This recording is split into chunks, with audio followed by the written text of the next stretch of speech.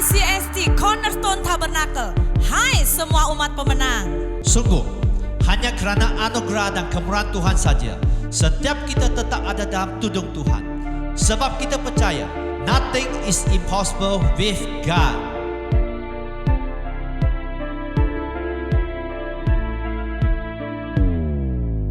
Tuhan, inilah kami umat-Mu. Kami rendahkan diri kami di hadapan-Mu. Dengan cinta dan kerinduan, kami rindu terus naik terbang tinggi. Dengan semakin kuat, menangkap kairos Tuhan. Merebut kemenangan demi kemenangan.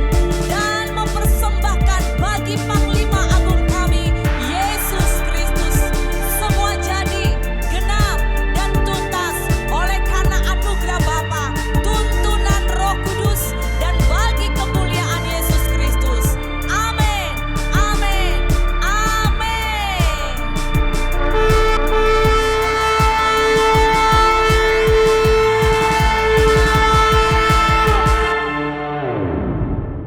Shalom kepada Jemaat CST, mari kita melihat news gereja pada minggu ini. Ibadah Ahad di gereja dan juga online adalah pada setiap minggu pada jam 10 pagi. Sunday School online pula pada jam 5 petang di YouTube gereja. Ibadah wajan khusus muda-mudi break pada bulan November dan Desember ini. Info lanjut akan diberikan kemudian.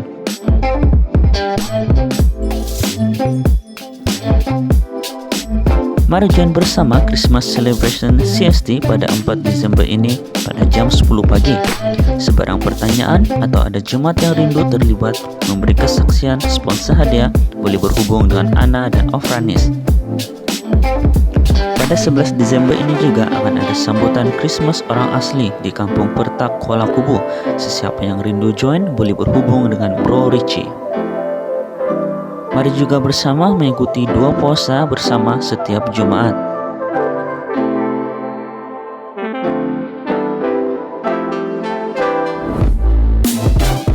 Bethesda Ministry akan dibuat pada bulan Desember ini.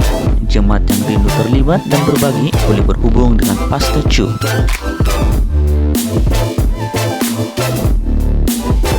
Pemuridan CST Connect dan Marriage Enrichment break sepanjang November dan Desember. Sebarang info akan diberikan kemudian. Jemaat yang rindu memberi baik persembahan dan persepuluhan boleh bank in secara online di nomor akaun yang tertera. Ikuti kami di media sosial, Facebook, YouTube, dan juga Instagram.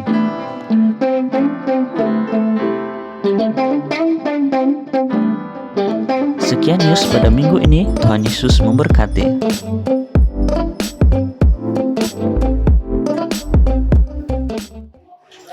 So, topik pagi ini ialah do you fear God? Apakah anda takut akan Tuhan? Apakah anda takut akan Tuhan? Do you fear God? Ya. So, karena bulan ini kita akan belajar bagaimana kita berkenan kepada Tuhan. Dan salah satu kunci ialah bagaimana kita hidup berkenan kepada Tuhan ialah takut kepada Tuhan. Fear God. Fear God. Ya. Dan saya mau mulakan dengan satu pepatah dari seorang guru Skotlandia, ya, Oscar Campbell. Beliau menyatakan, next, the remarkable thing about fearing God is that when you fear God, you fear nothing else. Ya, hal yang luar biasa tentang takut akan Tuhan adalah ketika anda takut akan Tuhan, anda tidak takut pada hal lain. Ya, sangat penting. Dan seorang pendeta Amerika, John Witherspoon, ya, beliau menyatakan, it's only fear God that can deliver us from the fear of man. Hanya rasa takut akan Tuhan yang dapat membebaskan kita dari takut akan manusia. Kalau kita takut kepada Tuhan, ya, kita tak akan takut kepada manusia. Ya. Dan satu kenyataan, next, yang kita sering lihat ialah apa? Ya, we fear man so much because we fear God so little. Kan? Kita terlalu takut kepada manusia sampai kita hanya sedikit takut kepada Tuhan. Kita sangat takut manusia. Bagaimana pandangan mereka, bagaimana mereka lihat hidup kita, bagaimana mereka mungkin ekonomi ekonomi saya dan sebagainya. Kita sangat mementingkan, mengutamakan apa yang orang lihat. Ya. So apa arti sebenarnya? Apa artinya takut dengan Tuhan? Arti takut dengan Tuhan ialah apa? Tapi apa takut akan Tuhan ini? Itu adalah penghormatan penuh kasih yang dengannya anak Allah menundukkan diri dengan apa? Dengan rendah hati dan hati-hati dalam hukum Bapanya. Maksud bagaimana kita submit to God, kita tundukkan diri kepada dengan rendah hati. Anda tak bisa tunduk kepada Tuhan tanpa kerendahan hati, dan Anda tak akan bisa tunduk kepada Tuhan tanpa Anda berhati-hati kepada firman-Nya. Ya, so mari kita pelajari, itu sangat penting. Dan seterusnya, seorang hamba Tuhan menyatakan, jika Yesus dalam kemanusiaannya senang akan takut kepada Tuhan, jika Yesus juga takut kepada Bapa. Tentu sekali, ya, kita perlu memikirkan dengan serius untuk memupukkan sikap ini dalam hidup kita. Kalau Yesus juga sangat takut kepada Bapa, kita sebab Kristen kan? Kristen apa artinya? Pengikut Kristus. So sama juga kita harus takut kepada Tuhan. Ya. Dan dia yang takut akan Tuhan tidak takut kepada yang lain. Ya, seorang hamba Tuhan katakan. Dan seorang teolog Perancis menyatakan, John Calvin menyatakan, righteousness flow from only one principle. That is the fear of the Lord. Artinya kebenaran mengalir hanya dari satu prinsip, yaitu takut akan Tuhan. Apakah kita rindu hidup benar? Salah satu ciri ialah kita perlu belajar untuk takut akan Tuhan. Ya, takut akan Tuhan. So seterusnya kita akan melihat Alkitab next year. Dan kisah Habel dan Cain, ya, Habel dan Cain. Bagaimana mereka memberi persembahan kepada Tuhan. Kita tahu bahwa Habel ialah gembala kambing domba, dan Cain ia adalah seorang petani. Kedua mempersembahkan sesuatu kepada Tuhan. Tapi seorang memberi kepada dengan hasil tanah itu, dan seorang memberi korban persembahan, ya, korban persembahan dari apa? Dari anak sulung kambing dombanya, yang terbaik kepada Tuhan. Dan akhirnya di sini mari kita lihat ayat 5, ya, Kejadian pasal 4 ayat 5. Ya, di sini, oke, mari kita baca bersama. 2, 3. Tetapi Kain dan korban persembahannya tidak diindahkannya. Lalu hati Kain menjadi sangat panas, mukanya muram. So di sini ada kala kita mempersembahkan sesuatu yang tidak berkenan kepada Tuhan, sesuatu yang bukan dari sepenuh hati. Ya, so mari kita pelajari. Dan karena itu dia bisa, dan semasa Tuhan tidak suka, saat Tuhan marah, Anda bisa mungkin Anda juga bisa, ya, naik darah. Kita bisa sangat, mengapa Tuhan marah kepada saya? Tapi sebenarnya kita tanpa mengelidik diri kita bahwa kita tidak mempersembahkan sesuatu yang terbaik. Kan Tuhan bukan melihat persembahan kita saja, tapi apakah itu yang terbaik dari hati kita. Ingat motivasi. Tuhan selalu melihat motivasi. So di sini bagaimana? Kita sangat tahu apa yang terjadi ialah apa? Tuhan kata, jika, ayat 7 mengatakan, apakah mukamu tidak akan berseri jika engkau berbuat baik? Ya. Tetapi jika engkau tidak berbuat baik, yaitu tidak berbuat baik, artinya berbuat jahat lah, ya, tidak taat. Dosa sudah mengintip di depan pintu, ya. Ia sangat menggoda engkau, tetapi engkau harus berkuasa atasnya. Semasa dosa, ya, seharusnya kita hampir berdosa, maka kita harus menguasakan diri. Dan ayat 8 next katakan, kata Cain kepada Habel, adiknya, dan tiba-tiba Cain membunuh adiknya. So di sini mari kita, mengapa seseorang boleh membunuh seseorang? Ya, nggak usah sampai adik-beradik, ya. Mengapa manusia bisa membunuh seseorang? Karena tidak takut Tuhan. Dia tidak memikirkan tentang konsekuensinya. Ada negara di mana yang maksimum yang apa? Hukuman penjara semua hidup saja. Tapi ada negara di mana Anda akan dipenjara, Anda akan digantung sampai mati. Kalau di Malaysia contohnya, Kita tidak memperhitungkan konsekuensi. Kita tidak takut kepada Tuhan. Ya. Dan seterusnya dari ada dua tokoh Alkitab ya, yaitu Saul dan Daud ya. Ya, karena takut kepada musuh manusia, dia memburu mereka, So satu masa di mana orang Israel diburu oleh laskar Filistin beribu-ribu ya, dengan kereta dan sebagainya. Mereka dikejar ya, dan mereka sangat takut.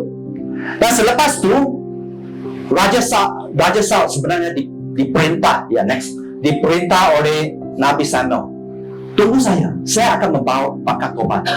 Tapi dia melihat, wah, nanti saya dibunuh, saya harus lakukan begitu.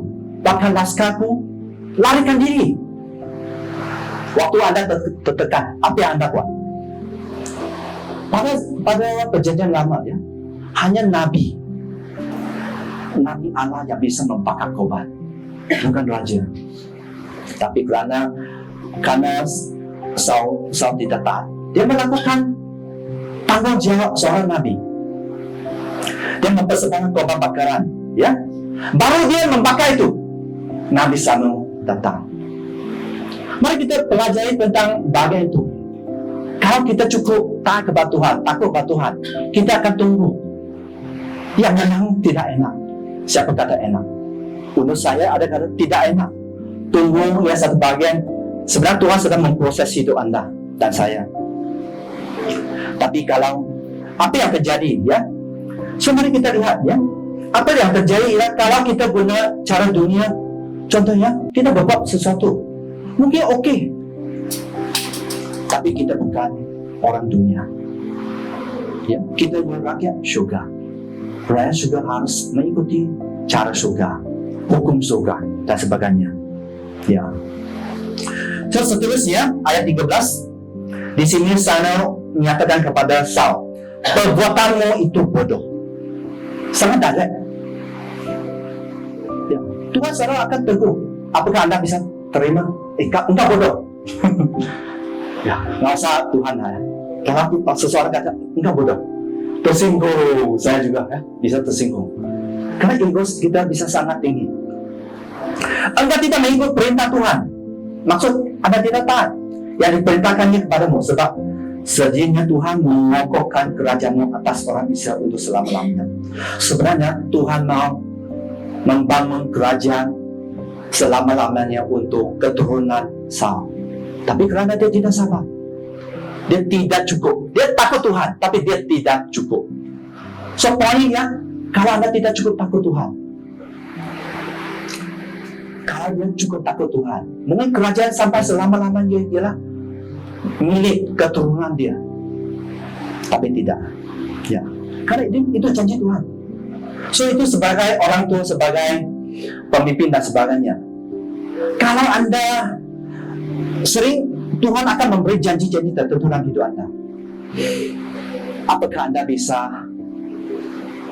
ya melakukan bahagian Anda?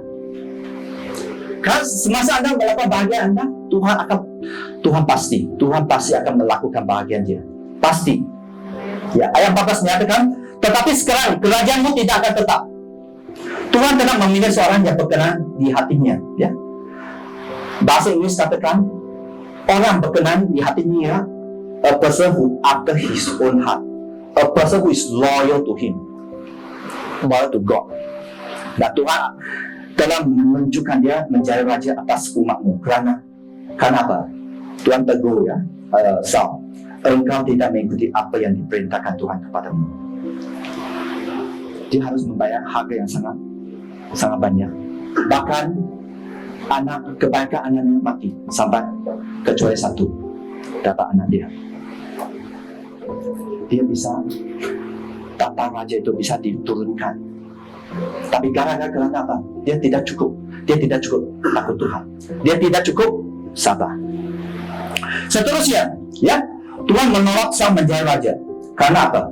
Karena dia kelemahan Saul ya, dia takut kepada manusia. Dia tidak cukup takut Tuhan. Ya. So Tuhan katakan kepada dia, bunuh semua orang Amalek. Ya, bunuh semua, ya. Tapi dia mengizinkan rakyatnya apa? Mengambil jarahan, ya. Jarahan, dia katakan mereka mengambil jarahan, ya. Di mana? Okey, ayat 21. 1 Samuel 15 ayat 21. Next, ya. Okey. Rakyat mengambil dari jarahan itu kambing domba, lembu-lembu yang terbaik. Saul kata, Tuhan, aku mau mempersembahkan kepada Engkau. Tapi apa yang diperintah oleh Tuhan? Bunuh semua, habisi, binasakan semua. Tuhan apakah katakan? Keep something, simpan. Ada kalau kita boleh mempunyai apa, ya? Kita mempunyai alasan yang sangat baik, sepertinya sangat ilahi. Tuhan, aku bakar yang terbaik. Lihat, kambing domba lemak yang terbaik.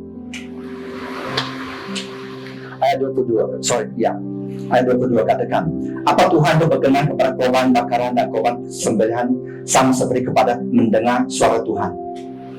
Apakah Tuhan lebih rindu korban Anda atau supaya Anda taat kepada Dia? Sesungguhnya mendengar lebih baik daripada korban sembelihan. Mendengar artinya taat, memperhatikan, yaitu mengikut kehendak Tuhan, lebih baik daripada lemak domba-domba jantan. Ya.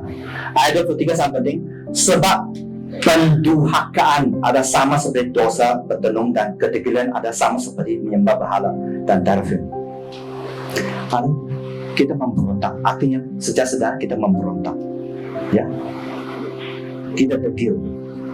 Dia kata, ya. So selepas ayat 26 menyatakan, aku akan kembali bersama-sama engkau dan engkau telah menolak firman Tuhan sebab Tuhan telah menolak engkau sebagai raja. Okey, next. Ayat 27-28, ya. Ya, Saul memegang punca jubah Samuel, ya, Nabi, tetapi terkoyak. Dan Tuhan nyatakan itu. Ya, Samuel katakan kepada Raja Saul, Tuhan telah mengoyakkan daripadamu jabatan raja atas Israel pada hari ini. Hari ini. Dan telah memberikan kepada orang yang lebih baik daripada-Mu. So ingat setiap kita, ya, sama ada jemaat, ada pelayan, atau pemimpin, termasuk board, pastor, sebagainya. Setiap kita, ya, Tuhan bisa melantik, Tuhan memilih Anda, tapi itu bisa diambil. No forever one. Semasa Anda tetap taat kepada Tuhan, Anda akan lihat Anda di bawah tudung Tuhan. Anda menerima favor, ya, kemurahan dari Tuhan. Semua Anda memberontak, jangan Tuhan. Bahkan ada banyak kita memberi alasan yang ada kala kita bisa dipahami sebenarnya oleh manusia. Tapi kalau alasan itu seterus, walaupun yang terbaik, Tuhan bisa satu hari kata, okay, I have enough of you. Since you do not obey, I will pass this ministry to another person. Artinya, karena engkau tidak taat, tidak setia, aku akan memberi pelayanan ini, gereja ini kepada orang lain. Tuhan bisa. Aku bisa memberi kepada orang lain yang lebih baik. Ingat, kalau ada tidak cukup baik, tidak berarti bahwa Anda harus sempurna. Tidak. Tapi itu selalu Tuhan melihat apa? Motivasi hati. Motivasi hati. Semasa Anda rindu bertumbuh, Anda tetap mengajar Tuhan. Ya, memang ada waktu kita lemah. Saya percaya Tuhan paham. Tapi jangan jauh dari Tuhan. Kalau waktu Anda jauh dari Tuhan, ialah waktu apa? Ini waktu di mana Anda senang dihabisi Tuhan. Karena di dalam semasa Anda beribadah dalam satu gereja, Anda di bawah satu tudung. Kalau Anda bisa menangkap, ya, Anda di bawah satu tudung. Ada orang kata, ya, gereja ini tak baiklah, tidak diurapi dan sebagainya. Mungkin, saya kata jujur mungkin. Tapi lebih baik daripada Anda tak ada tudung. Kan? Lebih baik daripada Anda taruh tudung. Spiritual covering, perlindungan, berkat, bahkan berkat. Bahkan semasa Anda mengerjakan misi Tuhan di gereja lokal Anda akan diberkati. Karena Tuhan melihat bukan tanggungjawab Anda ya apa? Kalau Anda jemaat, Anda kerja bagian jemaat, Anda akan diberkati. Sama juga di mata Tuhan, Anda dihargai. So mari kita belajar takut kepada Tuhan. Belajar takut kepada Tuhan. Ya. So takut kepada Tuhan dan takut manusia sangat berbeda ya. Karena manusia kita bisa, kalau kita selalu sayang kepada manusia, kita apa? Kita bisa seperti orang dunia. Kita bisa tetap sombong, tetap mengandalkan kekayaan, tetap mencari hawa nafsu. Ini ketiga yang ya, tahta ya, harta ya, wanita, sebagainya. Ini biasa. Kalau Anda tidak cukup takut kepada Tuhan, Anda akan seperti dunia. Dan banyak kali saya katakan, Anda bisa katakan bahwa Tuhan, aku umatmu, ya, aku Kristian, Tuhan, aku muridmu. Bahkan Tuhan, aku pemimpin gerejamu, Tuhan, aku pastor gereja itu. Ya, memang tanggung jawab posisi memang kita bisa nyatakan kepada Tuhan. Tapi kita harus paham satu hal yang sangat penting. Di depan Tuhan, semasa engkau dipanggil Tuhan, balik kampung ya. Setiap kita pasti balik kampung. Atau Tuhan datang lebih awal. Kalau Anda balik kampung, Anda bertemu Tuhan, di depan Tuhan, apakah Anda diterima sebagai umat Dia? Apakah we can claim many things. We can claim, kita boleh claim, saya setia. Saya sudah melayani sepenuhnya. Saya sudah memberi hati sepenuhnya. Bahwa apa yang Tuhan pikirkan itu sangat penting. Karena itu bukan berbicara tentang apa? Ijazah Anda, posisi Anda dalam gereja, dalam pelayanan sebagainya. Itu bukan. Bahkan kalau Anda mempunyai pengetahuan yang lebih tinggi, seperti kami bersekolah Alkitab, pernah bersekolah Alkitab, tuntutan Tuhan akan lebih tinggi. Tuntutan Tuhan akan lebih tinggi. Banyak pelajar, banyak dituntut bah. Ya, kalau kerja di kilang manager dan supervisor, pasti dituntut lebih tinggi daripada CEO kan, daripada pekerjaan awam. Biasa bah, sama juga dalam kerja. So itu ya, itu bukan untuk saya mau Anda memahami bahwa tetap kerja Tuhan, tetap mengajar Tuhan, tetap takut kepada Tuhan, tetap jaga hati, jaga motivasi. Ya, Anda bisa. We got nothing is impossible, right?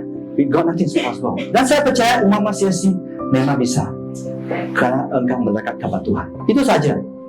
Semasa engkau mencari Tuhan, engkau akan dilindungi, ya, dipelihara oleh Gembala Agung kita, ya. So bagaimana Anda bisa hidup takut kepada Tuhan? Pertama, sebenarnya sangat sederhana, taat kepada Tuhan. Ya, so apakah kita mau mengikut kehendak Tuhan dalam hidup kita? Ulangan 11:1 menyatakan, haruslah engkau mengasihi Tuhan Allahmu dan melakukan dengan setia. Dengan setia. Kuncinya apa? Kita melayani ya. Apakah dengan setia? Kewajibanmu terhadap Dia dengan senantiasa berpegang pada segala ketetapannya, peraturannya, perintahnya. Maksudnya, kita perlu belajar untuk taati semua. So, kalau seorang yang tidak sering datang beribadah, apakah dia bisa tahu tentang firman Tuhan? Dia tak akan bisa sangat sempurna mengerti.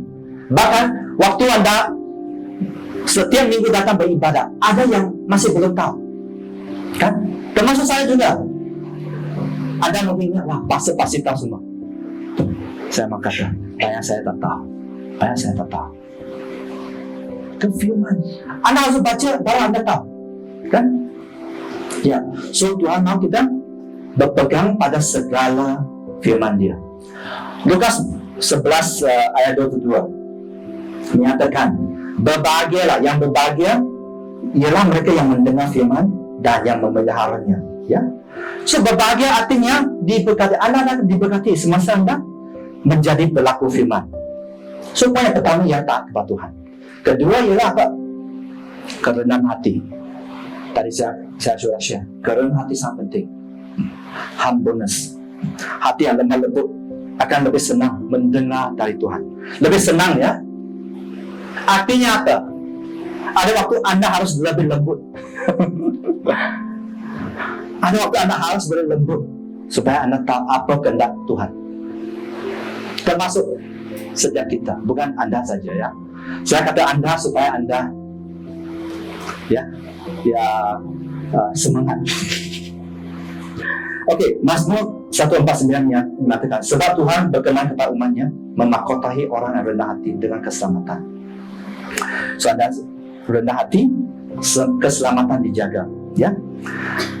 Mazmur 25 ayat 8, ya.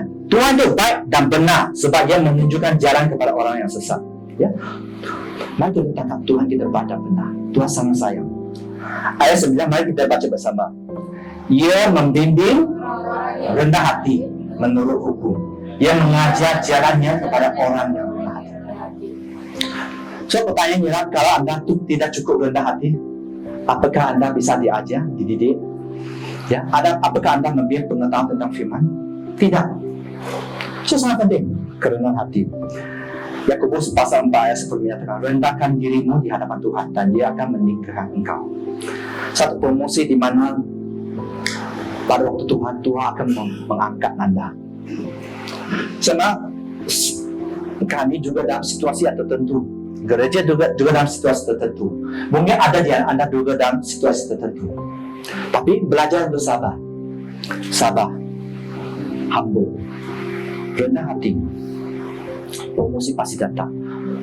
Karena itu bukan untuk membinasakan. Ingat, sebenarnya Tuhan mengizinkan sesuatu dalam hidup Anda, bukan tujuan Dia bukan untuk menghancurkan Anda, bukan. Iblis datang bahkan membunuh Anda, membinasakan, mencuri berkat, ya, mencuri apa yang dari hidup Anda.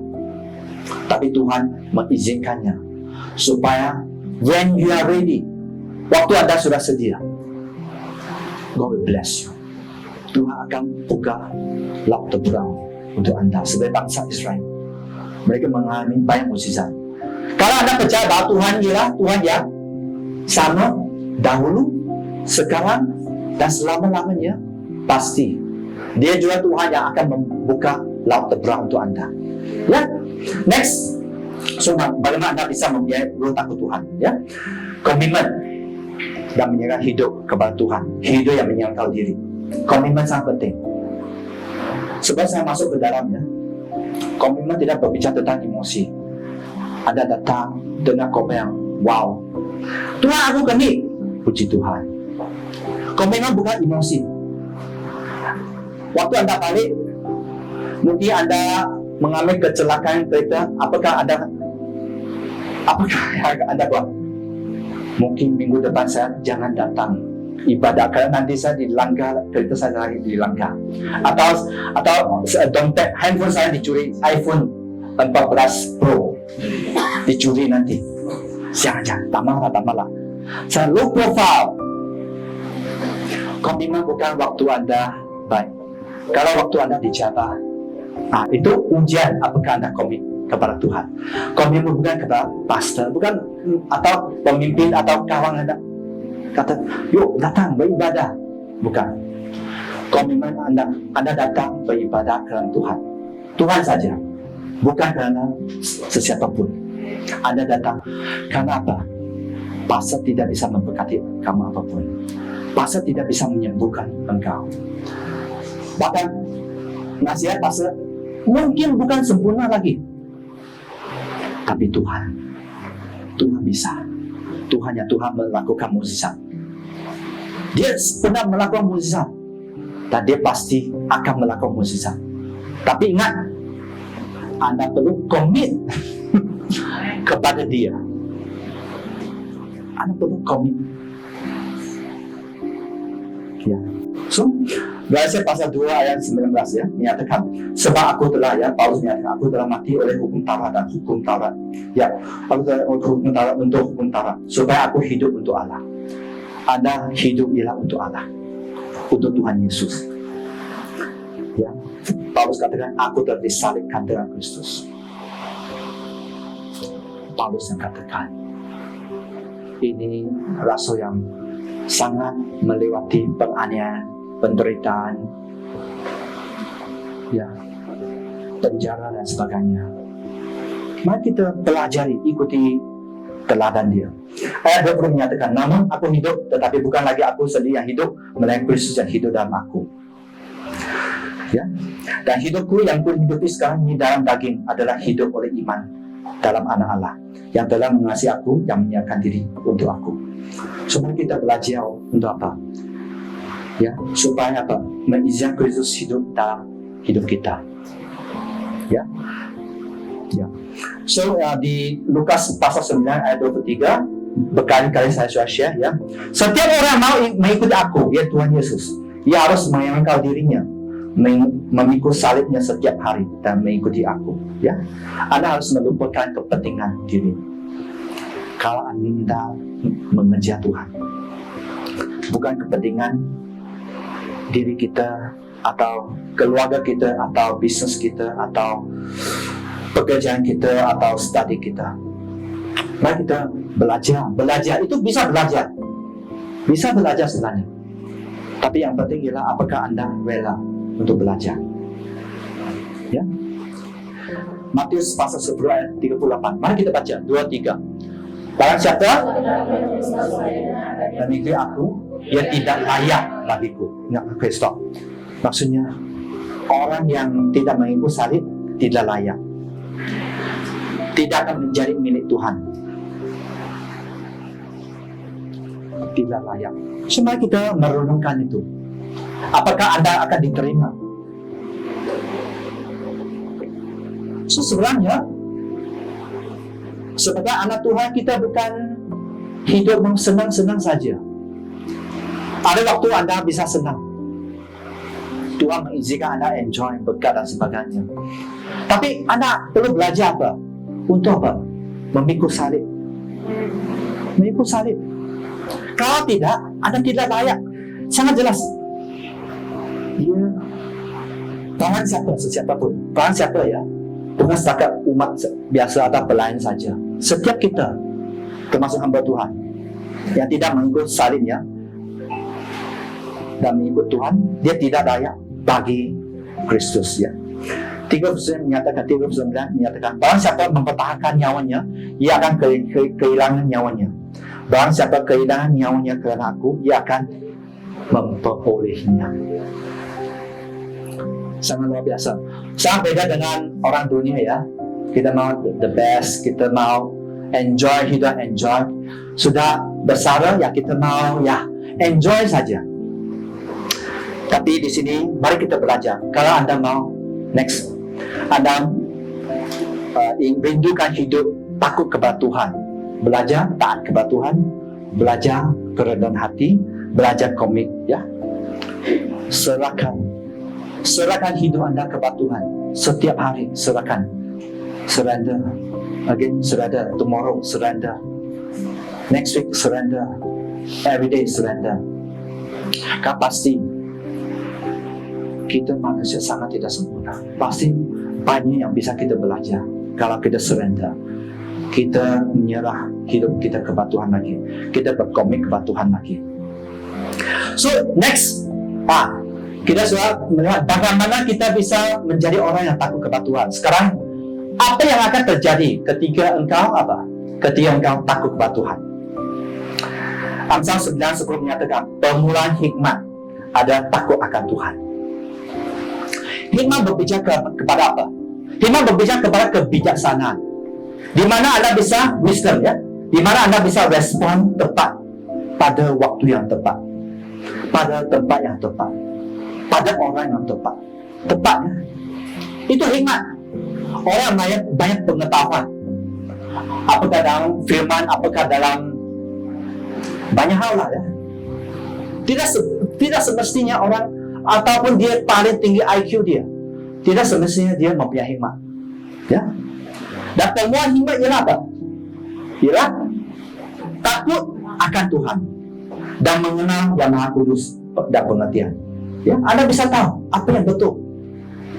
11 menyatakan, kerana oleh aku umurmu diperpanjangkan dan tahun-tahunmu ditambahkan. Mau umur panjang? Siapa mau umur pendek? Okey, sorry.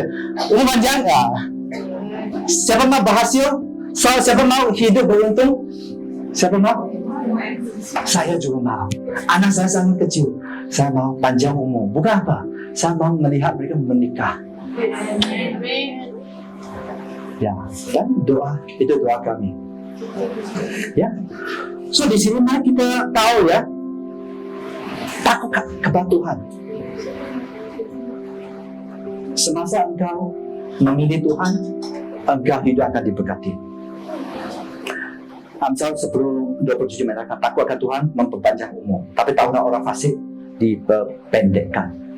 So jangan ikut orang dunia, ya, jangan ikut orang dunia.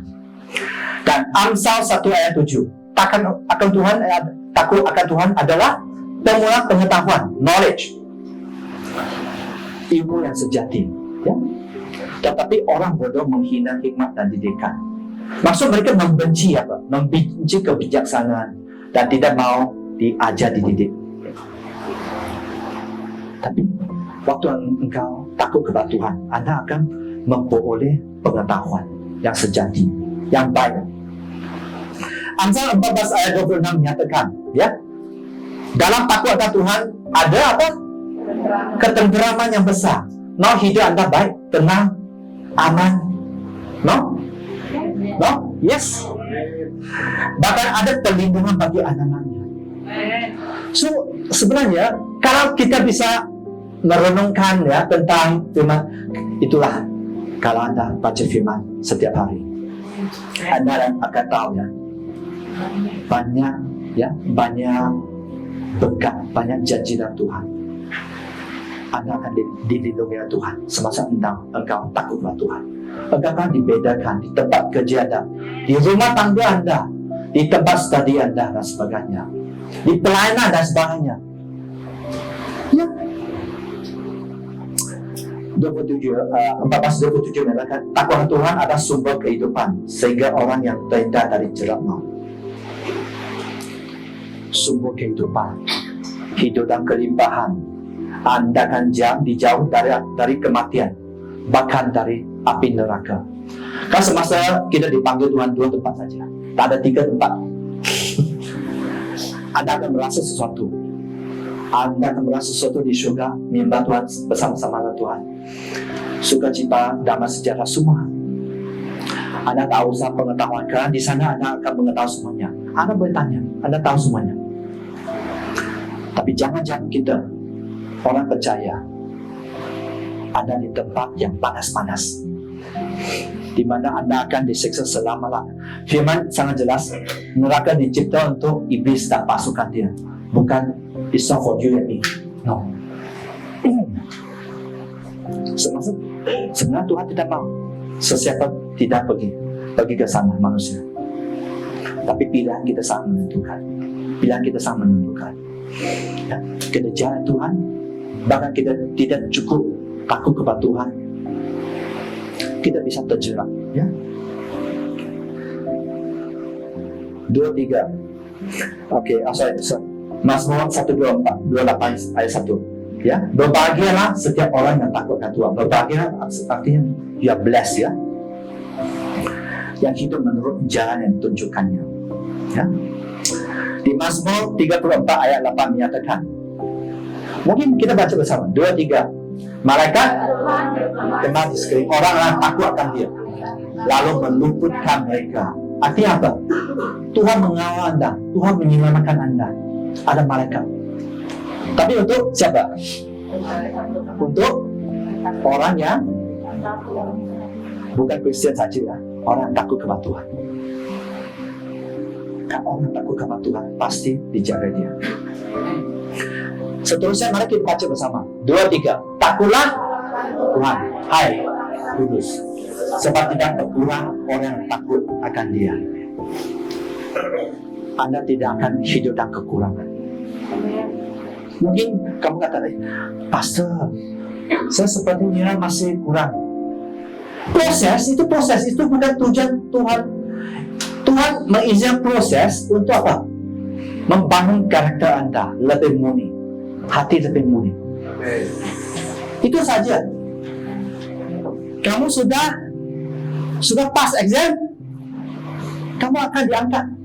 Bukan selama-lamanya. Ya.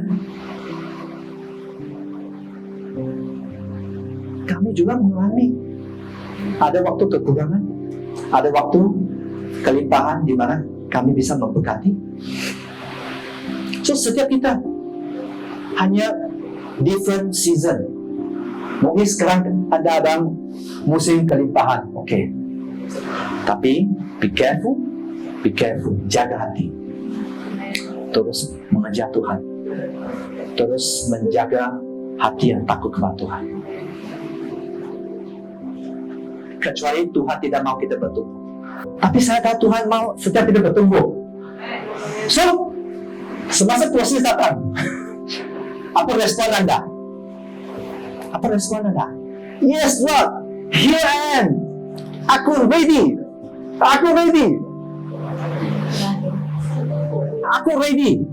Boleh kata, aku ready. Bagi orang sebelah. 2, 3, aku ready. Kamu masih kata, mungkin anda belum ready. Tapi semasa kamu katakan, aku ready. Karena itu akan membangun iman. Itulah terjadi iman dibangun. Kalau anda dipak, aku ready. Iman anda tak akan dibangun. Kamu selalu cuti. Ya, cuti is okay. Ada waktu kita cuti. Saya juga suka cuti. Tapi jangan hanya suka cuti saja. Cari makan saja. Ya, beribadah bukan yang pertama. Ingat, hati-hati. So, Tuhan mau kita terus bertumbuh. Ya, Tuhan mau anda bertumbuh. Bahkan Tuhan mau anda sampai destinasi yang dia sudah tetapkan. Tuhan sangat mau, ya, setiap anda sama kata Tuhan sangat sayang. Tuhan sangat mau anda sampai kepada tujuan destinasi yang sudah Tuhan tetapkan. Ya.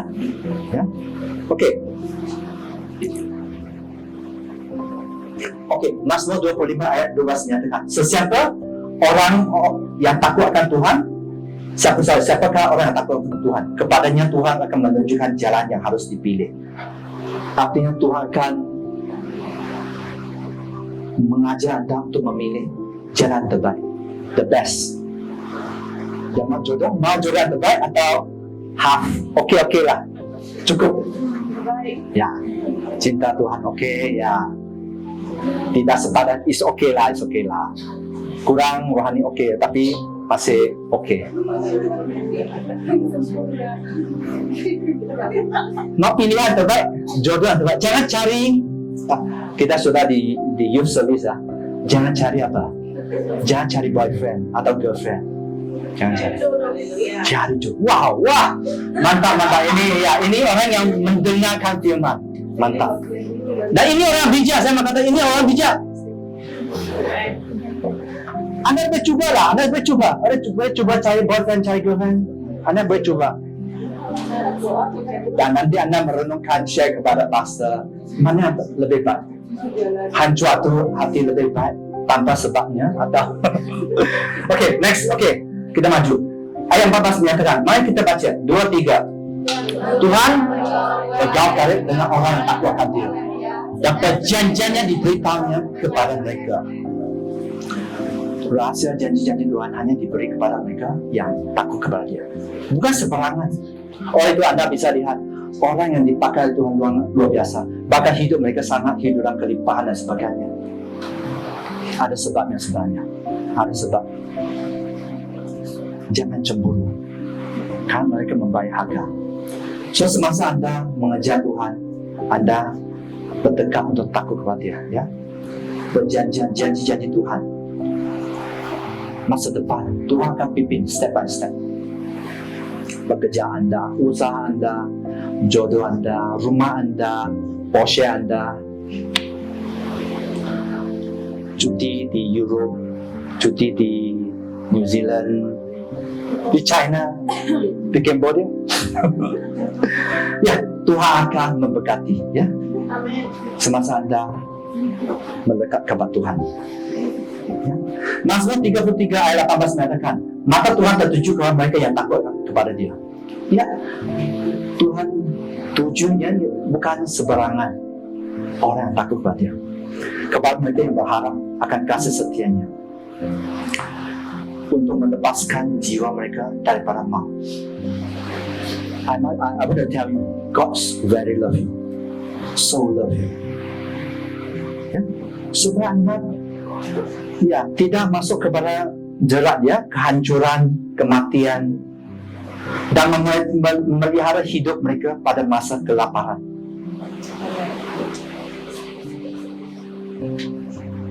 Saya hanya lihat kepada firman Tuhan. Tuhan pelihara, pasti pelihara. Karena Tuhan mau Anda bertumbuh. Orang yang tidak bertumbuh, Kristen yang tidak bertumbuh, sangat bahaya. Anda bisa, karena bukan berbicara tentang apa sekarang. Mungkin Anda sudah melayani Tuhan, dipakai Tuhan yang luar biasa, hidup kelimpahan. Tapi kalau Anda tidak berjaga-jaga, Anda bisa jatuh. Oleh sebab itu, Tuhan selalu mempunyai rencana bertumbuh.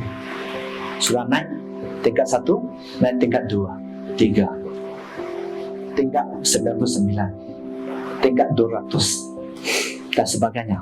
Tuhan mau Anda naik pangkat. Sekejap.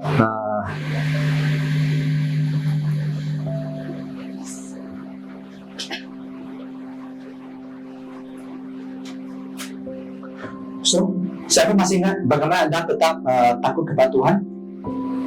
Pertama, taat kepada Tuhan. Kedua, kerendahan hati. Ya, ketiga, kerendahan hati. So, di sini apa yang terjadi ketika Anda takut kepada Tuhan? Oke, di sini ada. Pertama ya, engkau akan diberi hikmat dan kebijaksanaan semasa engkau takut kepada Tuhan. Panjang umur, ya, pengetahuan, damai, ya, tenang hidup yang tenang, perlindungan Tuhan, ya. Anda terhindar dari jerat maut. Next, Tuhan akan melepaskan engkau dari apa? Daripada maut, ya, memelihara hidup Anda waktu kelaparan. Anda akan diberkati oleh Tuhan. Bahkan Tuhan akan mengutus malaikatmu berkemah di sekeliling Anda, ya, untuk menjaga, memelihara hidup Anda. Ya, tidak kekurangan apapun. Ya, next. Apa yang terjadi kepada engkau ketika engkau takut kepada Tuhan?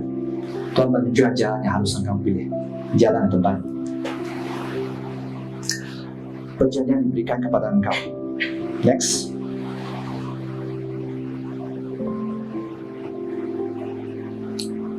Ya. So di sini saya mengambil dengan satu bagian ya, yaitu Salomo, manusia yang paling berhikmat di dunia ini. Pengkhotbah 12 ayat 13 menyatakan, akhir kata dari segala sesuatu ya, takut akan Tuhan dan berpegang pada perintah-perintahnya. Ya, karena itulah kewajiban kita sebagai manusia.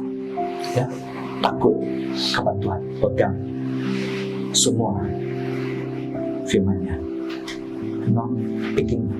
Saya mau melakukan ini saja. Ayat 14, karena Allah akan membawa setiap perbuatan ke pengadilan yang berlaku atas segala sesuatu yang tersembunyi, entah itu baik dan jahat. Ya, semuanya akan diadili perbuatan kita, tindakan kita dan sebagainya. Waktu Anda bertobat, Tuhan mengampuni. Tuhan tidak melihat itu lagi. Tapi itu waktu Anda tidak bertobat, tetap di sana. So mari kita belajar menjaga hidup kita, hidup dan takut kepada Tuhan. Mari kita berdiri. Shalom kepada Jemaat CST, mari kita melihat news gereja pada minggu ini. Ibadah Ahad di gereja dan juga online adalah pada setiap minggu pada jam 10 pagi. Sunday School online pula pada jam 5 petang di YouTube gereja. Ibadah wajan khusus muda-mudi break pada bulan November dan Desember ini. Info lanjut akan diberikan kemudian.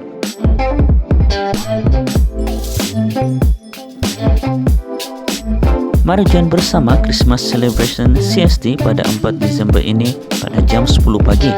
Sebarang pertanyaan atau ada jemaat yang rindu terlibat memberi kesaksian sponsor hadiah boleh berhubung dengan Ana dan Ofranis.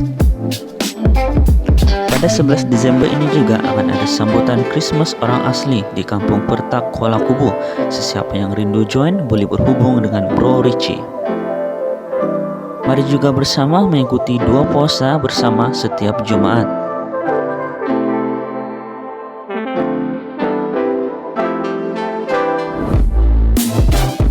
Bethesda Ministry akan dibuat pada bulan Desember ini. Jemaat yang rindu terlibat dan berbagi boleh berhubung dengan Pastor Chu.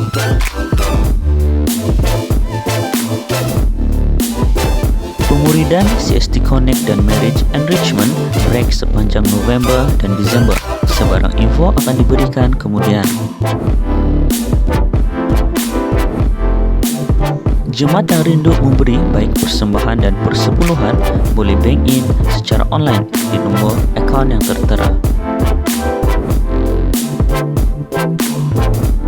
Ikuti kami di media sosial, Facebook, YouTube, dan juga Instagram.